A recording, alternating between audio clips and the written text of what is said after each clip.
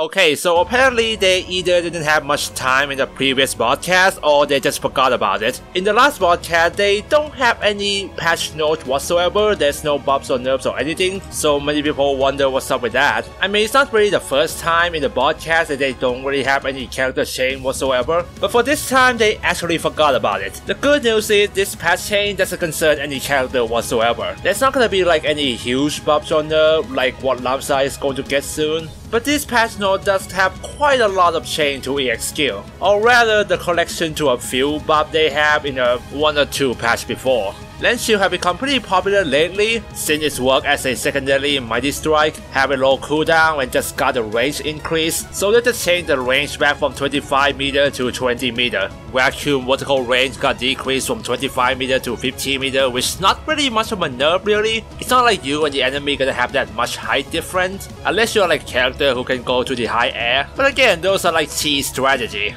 Brave Conduct got even more nerf, which is kinda understandable. That thing can deal a lot of damage if you set it right. A cooldown has been increased from 50 seconds to 60 seconds.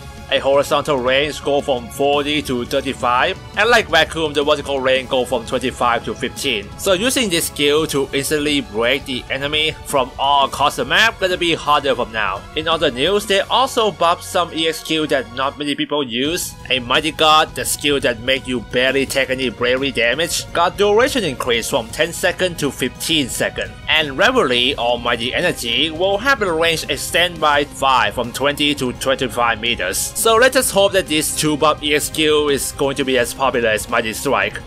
It won't. Anyway, that's all for EX skill. But the other change is that the summon attack no longer affected by defense buff or nerf. I think this is a response to when people use Rend Shield on the enemy in order for summon attack to deal a crap ton of damage. So yeah, that's not gonna work anymore, so that's Mighty Guard. But don't forget that the damage scaling is still applied there, so if you have a lot of bravery, it's still gonna deal a lot of damage. And lastly, there's some bug fix here and there, like how Cloud Limit Break Army Slash doesn't have any invincibility sometime, or how the second hit of Lightning Army of 1 doesn't hit properly. And those are all the patch notes for the arcade today. But you know, since Kam'lanaut just released today as well, might as well just talk about his other ability that I didn't get a chance to talk about since it's just revealed today, which is his HP attacks, which I'm gonna go briefly here. Great Wheel is a simple HP attack that is similar to Croissant Saber and Crushing Blow. Like I said last time, the second HP attack is pretty much Viridian Weapon Monster, and by that it's not because it's just a small target AoE attack. This attack maximum range also scales with his current HP, so yeah, quite an odd choice. His third HP attack, the Light Blade, is pretty much a mini 1 Azure Torment. It has the same quickening mechanic that increases the overall damage of subsequent attack the more you lance it,